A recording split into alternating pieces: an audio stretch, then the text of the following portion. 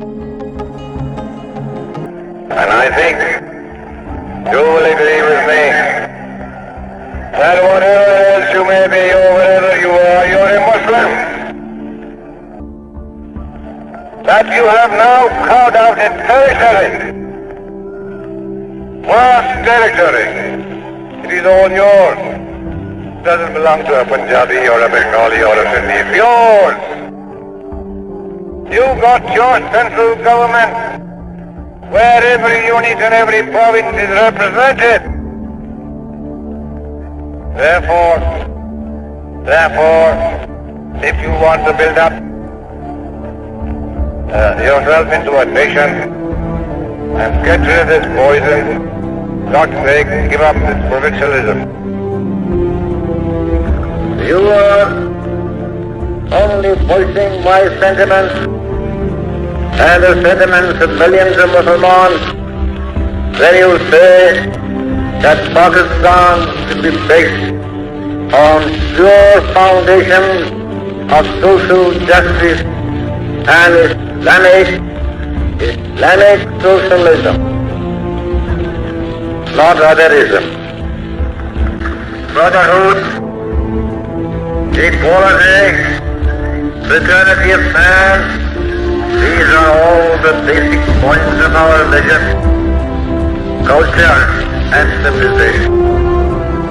And we fought for Pakistan because there was danger of denial of these human rights in this subcontinent. After all, the story of Pakistan and its struggle and its achievement is a very story of great human ideals struggling to survive in the face of odds and difficulties.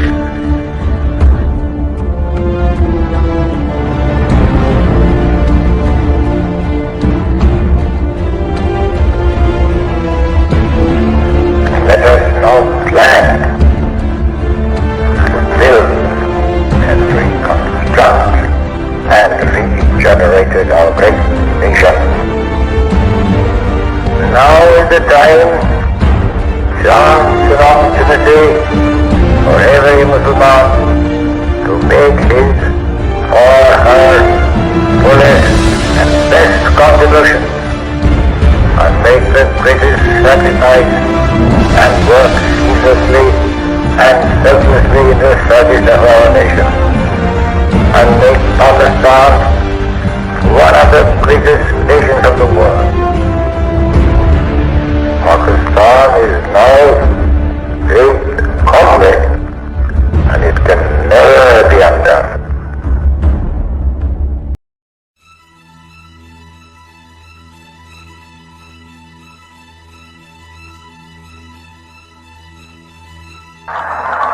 The abnormal rise in the cost of living has hit the poorer sections of the society, including those with fixed income, very hard indeed. And it is possible, to a great extent, for the prevailing unrest in the country.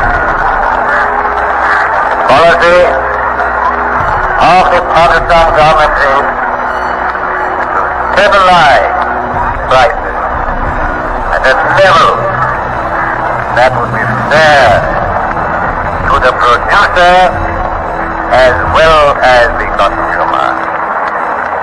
I hope your efforts will be directed in the same direction in order to tackle this root problem with success. I shall watch with keen interest, having witnessed the work of your research organization in evolving banking practices compatible with Islamic ideals of social and economic life. The system, nevertheless, has created almost insoluble problems for the humanity. To many of us, it appears not only a miracle of saving, not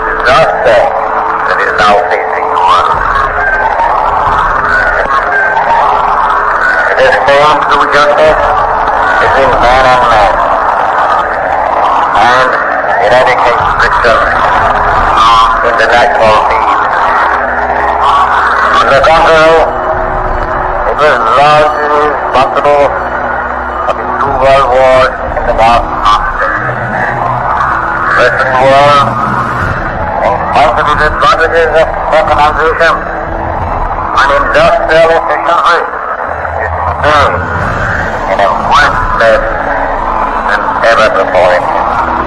The adaptation of Western economic theory and practice will not help us in achieving our goal of creating a happy home community.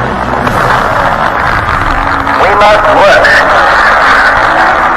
on our destiny in our own way and present to the world an economic system based on true Islamic concepts of equality of manhood and social justice.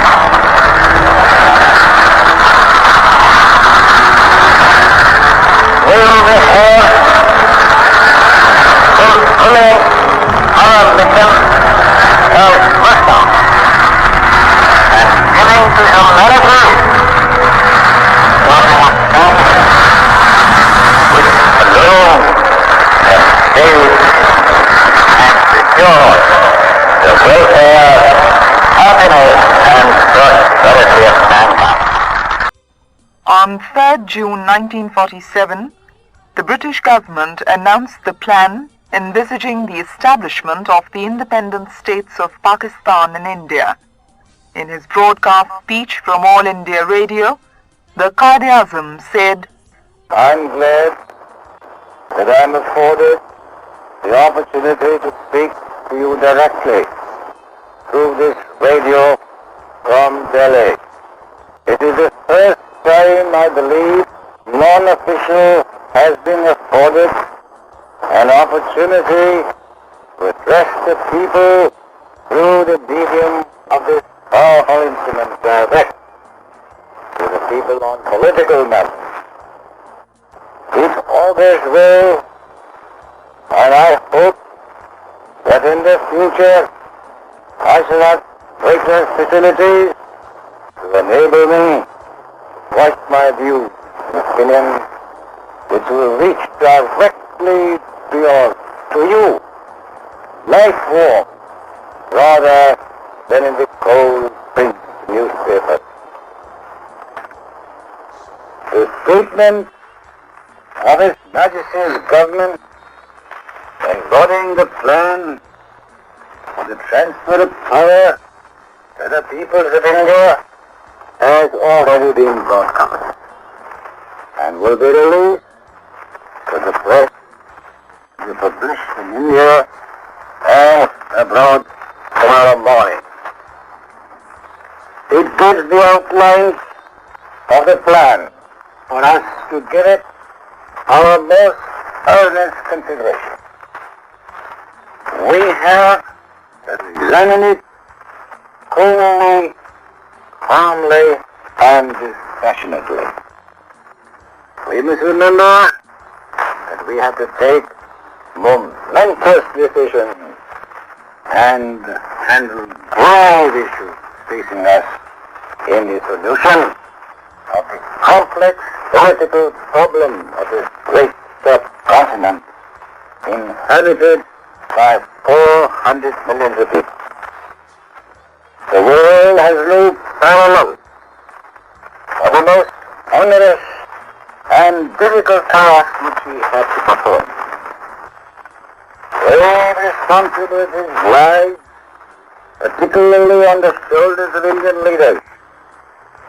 Therefore, we must galvanize and concentrate all our energies to see that the transfer of power is effected in a peaceful and orderly manner.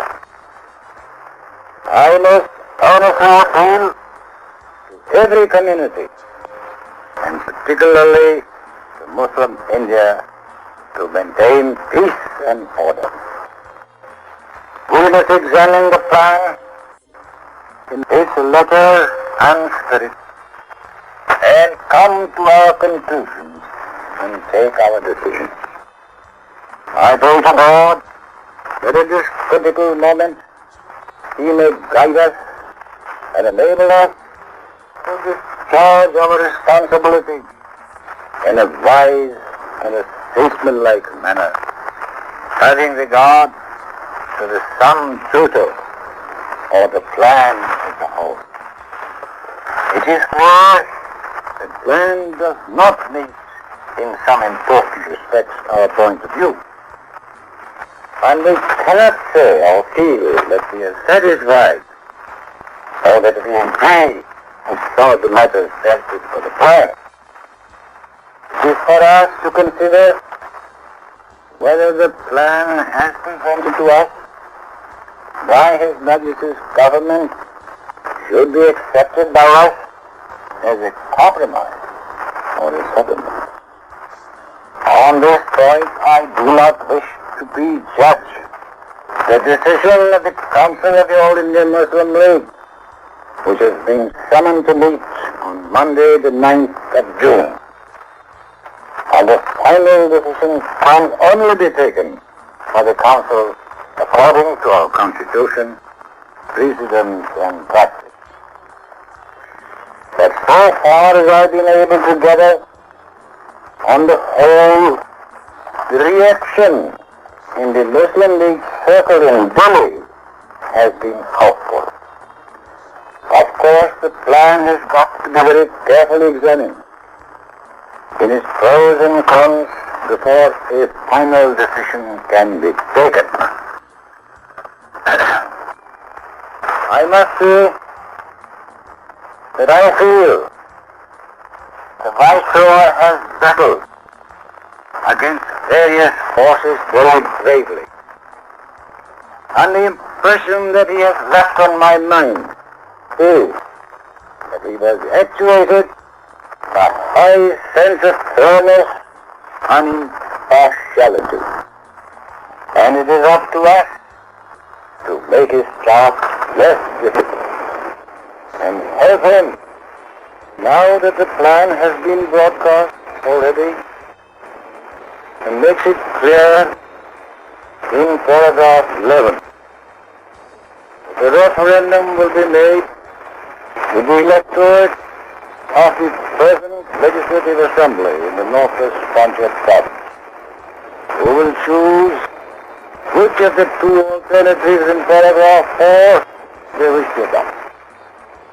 The referendum will be held under the aegis of the Governor General in consultation with the provincial government. Hence it is clear that the verdict and the mandate of the people of the Punjab province will be obtained as to whether they want to join the Constitutional Assembly or the Government. In these circumstances, I request Provincial Muslim League of the Frontier Province to withdraw the movement of peaceful civil disobedience which they have proposed to resort to, and call upon all the leaders of the Muslim League and of the Muslims generally to organize our people, face this referendum with hope and courage. And I feel confident the people of the frontier will give their verdict by a solid vote, join Pakistan. I cannot but express my appreciation of the sufferings and sacrifices made by all classes of Muslims, and particularly the great part that the women of the frontier played in the fight for our civil liberty. Without apportioning blame, this is hardly the moment to do so. I deeply sympathize with all those who have suffered whose lives and whose properties were subjected to destruction. And I fervently hope the Francia will go through this referendum in a peaceful manner. And it should be the anxiety of everyone to obtain a fair, free, true verdict of the people of the Once more, I most honestly appeal to all to maintain peace and honor. Pakistan, Zindabad.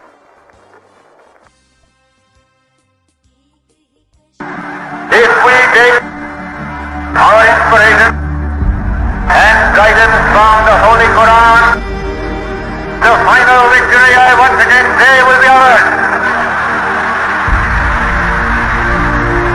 Do not for a moment imagine that your enemies can ever succeed in their design. But at the same time, do not make light of the situation. Very grave and dangerous situation which is facing you. Do not be overwhelmed by the enormity of the task. You are made of sterling material and are second to none. Why should you also not succeed like many others, like our own forefathers? You are a nation whose history is replete with people of wonderful grit, character and heroism. Live up to your tradition and add to another chapter of glory. All I require of you now is that every one of us whom this message reaches must vow to himself and be prepared to sacrifice all if necessary. Building up Pakistan as a bulwark of Islam and as one of the greatest nations whose ideal is peace within and peace without. Pakistan! Keep up your morale. Do not be afraid of death. Our religion teaches us to be always prepared for death. We should face it bravely. Save the honor of Pakistan and Islam.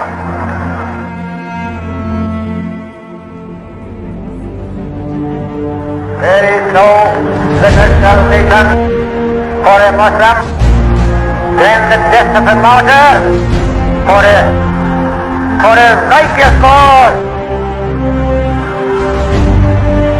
If we are right, we cannot fail. And we shall live and not die.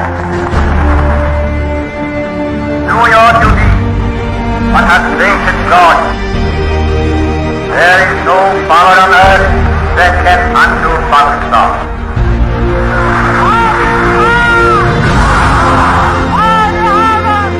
Pakistan Zindabad. Pakistan. Pakistan. Pakistan.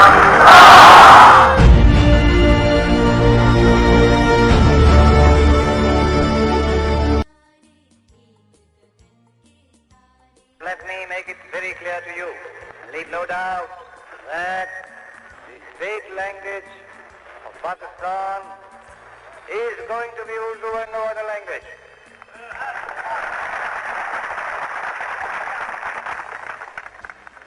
And anyone who tries to mislead you is really the enemy of Pakistan.